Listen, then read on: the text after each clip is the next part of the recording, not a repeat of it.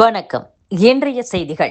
தமிழக எம்பிக்கள் எம்எல்ஏக்கள் மீதான ஊழல் வழக்கு விவரங்களை வெளியிடக் கோரி தாவேக சார்பில் தாக்கல் செய்யப்பட்ட மனு குறித்து மாநில தகவல் ஆணையர் 12 வாரங்களில் முடிவெடுக்க சென்னை உயர்நீதிமன்றம் உத்தரவிட்டுள்ளது. பெரம்பூர் அம்பத்தூர் இடையிலான 6.4 கிலோமீட்டர் தொலைவுக்கு 2 புதிய ரயில் பாதைகளை 182.01 கோடி ரூபாயில் அமைக்க ரயில்வே துறை ஒப்புதல் வழங்கியுள்ளதாக தெற்கு ரயில்வே அதிகாரிகள் தெரிவித்துள்ளனர். திமுக சார்பில் நடத்தப்படும் ஓரணியில் தமிழ்நாடு உறுப்பினர் சேர்க்கையின் போது ஆதார் விவரங்களை கேட்டு மிரட்டுவதாக உயர்நீதிமன்ற மதுரை கிளையில் மனு தாக்கல் செய்யப்பட்டுள்ளது. சிவகங்கை மாவட்டம் திருப்புவனத்தைச் சேர்ந்த ராஜ்குமார் உயர்நீதிமன்ற மதுரை கிளையில் மனு ஒன்றை தாக்கல் செய்துள்ளார்.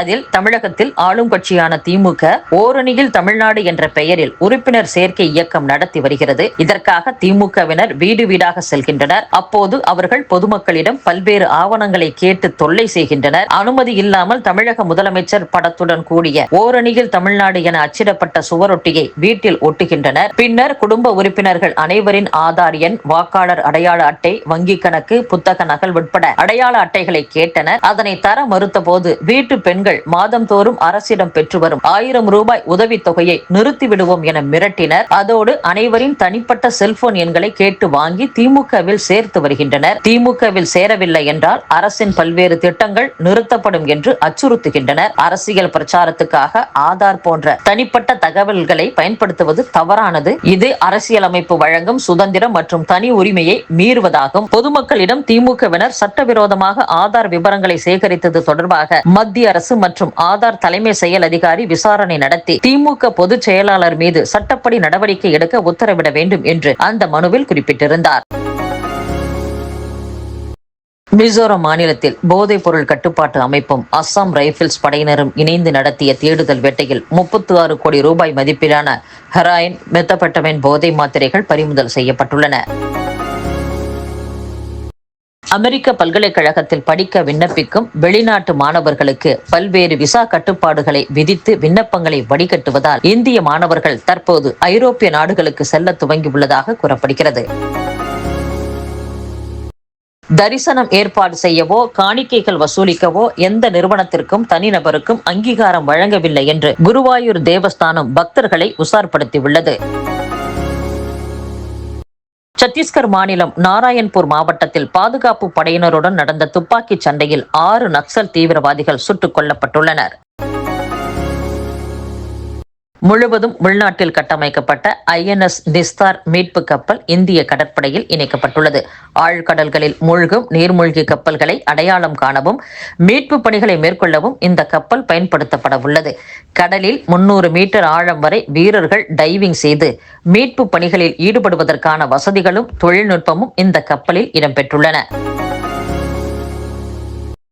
ஏமன் நாட்டில் மரண தண்டனையில் இருந்து இந்திய செவிலியர் நிமிஷா பிரியாவை காப்பதற்கு சாத்தியமான அனைத்து முயற்சிகளையும் தொடர்ந்து மேற்கொண்டுள்ளதாக உச்சநீதிமன்றத்தில் மத்திய அரசு தெரிவித்துள்ளது.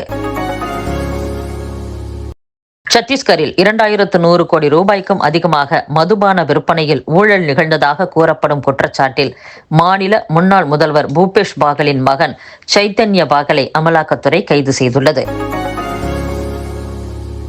டெல்லி முன்னாள் முதல்வர் அரவிந்த் கெஜ்ரிவால் மற்றும் ஜார்க்கண்ட் முதலமைச்சர் ஹேமந்த் சோரன் ஆகிய இருவரையும் கைது செய்ததில் முக்கிய பங்கு வகித்த அமலாக்கத்துறை முன்னாள் அதிகாரி கபில் ராஜ் மத்திய அரசு பணியை ராஜினாமா செய்துள்ளார். 2009 பிரிவு இந்திய வருவாய்ப்பணி அதிகாரியான கபில் ராஜ் 16 ஆண்டுகள் மத்திய அரசு பணியாற்றிய பின் தனிப்பட்ட காரணங்களுக்காக ராஜினாமா செய்ததாக தகவல் வெளியாகியுள்ளன. இண்டி கூட்டணியில் ஆம் ஆத்மி தொடரவில்லை எனவும் நிகழாண்டு இறுதியில் நடைபெறவுள்ள பீகார் சட்டப்பேரவை தேர்தலில் தனித்தே களம் காண்போம் என்றும் அக்கட்சி சார்பில் தெரிவிக்கப்பட்டுள்ளது. மகாராஷ்டிரா மாநிலத்தில் உள்ள பள்ளிகளில் 1 முதல் 5ஆம் வகுப்பு வரை ஹிந்தி கட்டாயமாக்கப்பட்டால் பள்ளிகள் மூடப்படும் என்று ராஜ் தாக்கரே எச்சரித்துள்ளார்.